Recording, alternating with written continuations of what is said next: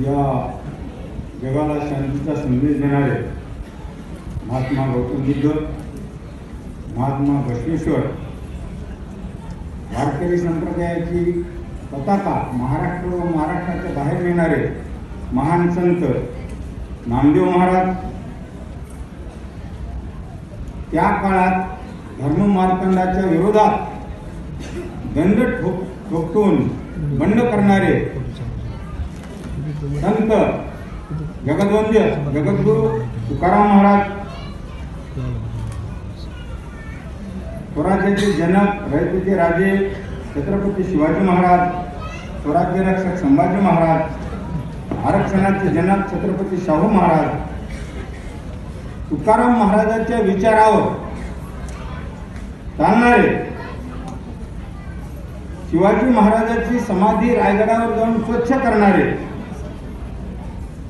शिवजयंती पहिली शिवजयंती 1869 ला साजरी करणारे, शिवाजी महाराजांवर पहिला पोवाडा लिहिणारे, प्रथम पत्नीला शिक्षण देऊन महिला शिक्षण सुरुवात करणारे, शेतकऱ्याची बाजू घेऊन शोषित मनुवाद्याला विरोध करणारे, शेतकऱ्याचा आसूड हा ग्रंथ बहुजन समाज उपयोगी वातावरण तयार करणारे महात्मा ज्योतिराव फुले, तसेच चालतं बोलतं विद्यापीठ संत गाडगे महाराज,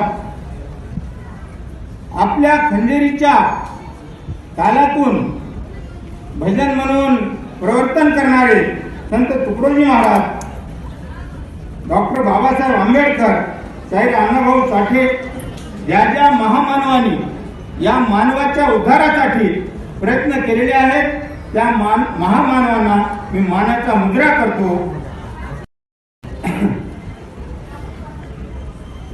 व या कार्यक्रमाचे अध्यक्ष ब्रिगेडियर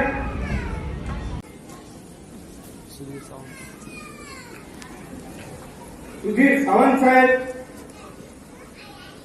या कार्यक्रमाचे स्वागताध्यक्ष प्राध्यापक डॉक्टर नागेश कल्याणकर साहेब, या कार्यक्रमाचे मुख्य अतिथी संतोष भाऊ राठोड, जिल्हा परिषद सदस्य जिल्हा परिषद नांदेड, व या कार्यक्रमाचे मार्गदर्शक गणिताचार्य राजेंद्र वर्ताळकर सर व या कार्यक्रमाचे आयोजक माननीय व्यंकटराव जाधव साहेब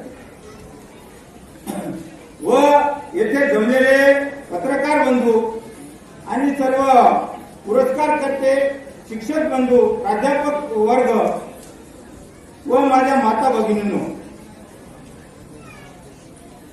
मला एकच असा प्रश्न पडला, व्यंकटराव जाधव साहेबांना विचारतो व वर्ताळकर सरांना, तुम्हाला एखादी एज्युकेटेड शेतकरी भेटला नाही का?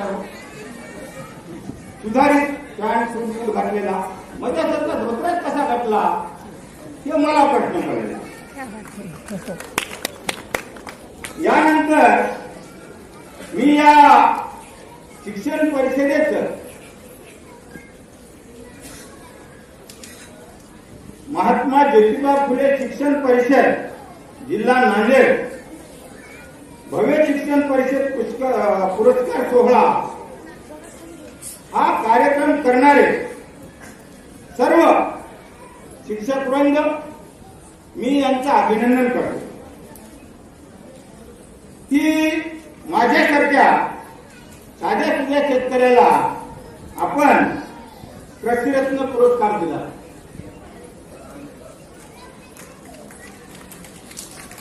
कृषीरत्न पुरस्कार दिला, मला खूप मोठं केलं, मला मोठं वाटायलंय, पण आपण आतापर्यंत सर्व शिक्षणावर बोलला. तुम्ही शिक्षण प्राध्यापक आहात, तुमच्या व्यथा तुम्ही मांडल्या, पण मलाही तुमच्या सहभागी करून शेतकरी कृषीरत्न पुरस्कार दिल्या. मला एक दोन शब्द शेतकऱ्याच्या व्यथा मांडा वाटतात, मी परवानगी मागतो अध्यक्ष साहेबांनी. आणि दुसरे विशेष लक्षात आलं, अध्यक्ष साहेब तुम्ही जे स्त्रियांना मिलिटरीमध्ये भरती केला त्याबद्दल अभिनंदन करतो आणि मी एक ईश्वराजवळ प्रार्थना करतो तुम्ही आणखी एक वेळ खासदार हो आणि राजकारण करणाऱ्याला जिल्हा परिषद सदस्यापासून 1 महिना 2 महिने 3 महिने 6 महिने तरी मिळतील काम करून निवडणुकीची तिकीट मिळा अशी व्यवस्था तुम्ही लोकसभेत मांडावा. देशसेवा केल्याशिवाय मिलिटरीवर गेल्याशिवाय देशसेवा काय आता हे पुस्तकी वाचून याचं बघून त्याचं बघून खानदान हे सगळं चालू आहे. त्याच्यामुळे या देशाची काही अधोगती होऊ लागली असं मला वाटतं.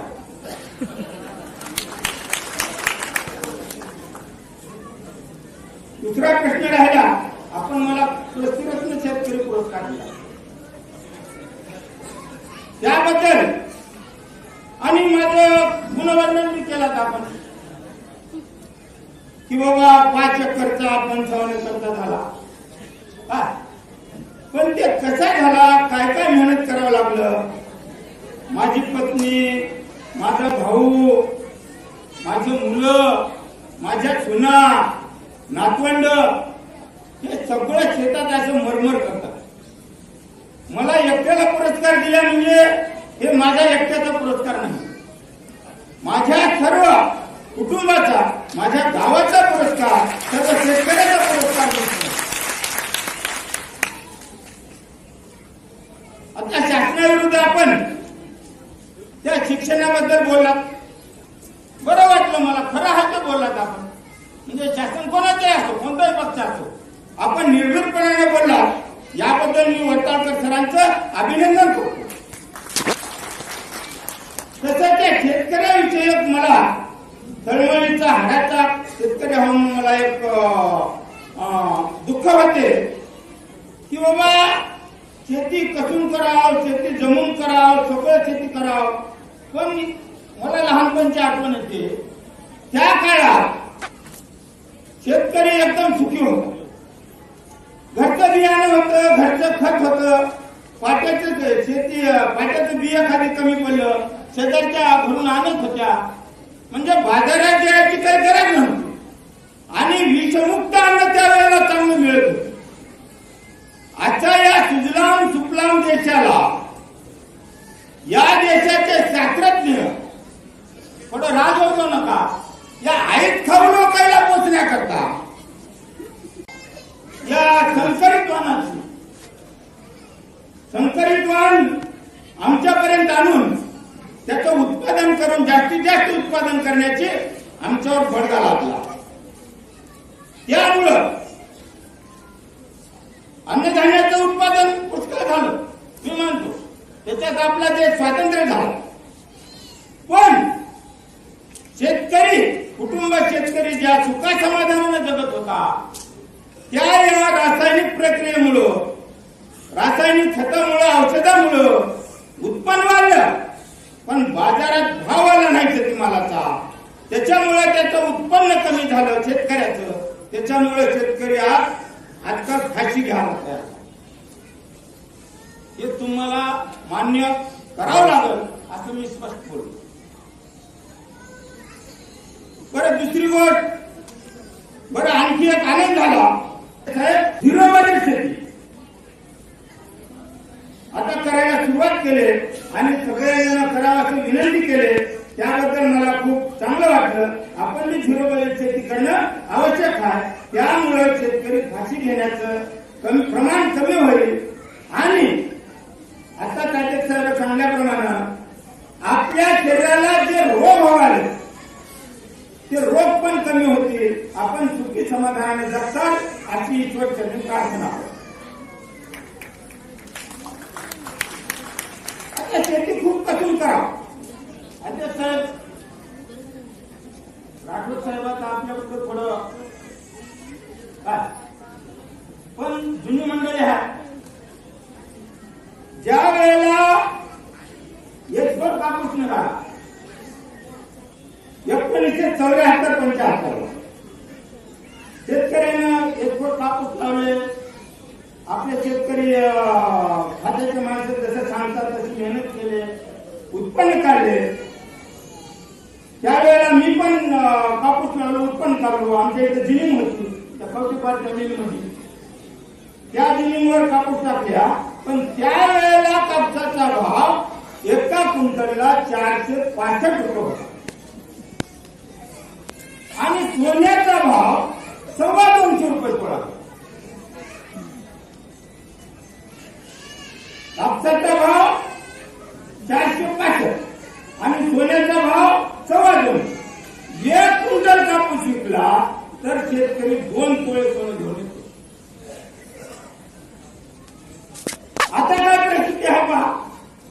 एवढे कृषी खातं शासन सगळं प्रयत्न करायले, करा करा करा. शेतकरी खूप मेहनत करायले. एक क्विंटल कापसाला आता 5,000 रुपये सर्वसाधारण भाव आणि सोन्याचा भाव 40,000.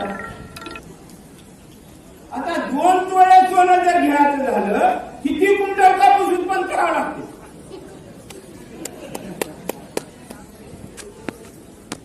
आता हे तफावत कशी मिळतात? त्याच्यामुळे तुम्ही किती शेतकऱ्याला आता हे मी एक सांगतो, हे शेतकऱ्याची शासनाकडून लूट आहे आणि हे लूट तुम्हाला कळू नये म्हणून अनुदान आहे. तुम्हाला एकरला 200 रुपये, 500 रुपये, दुष्काळ निधी आहे 1,000-2,000 रुपये, ते बँकेत जमा होते. तुम्ही पहिल्या कुठ्याला बांधून घरचं काम न करता त्या बँकेच्या खेड्या मारायचं, त्याच्यातच गुंतून राहायचं, अशी शासनाची नीती आहे. पण ते कापसाचं झालं. आता त्या कापसात काही पण नाही गेलं म्हणून ऊसाकडे वळल्या. ते ऊसाचं आत्मानी संकट पसरलं आमच्यावर.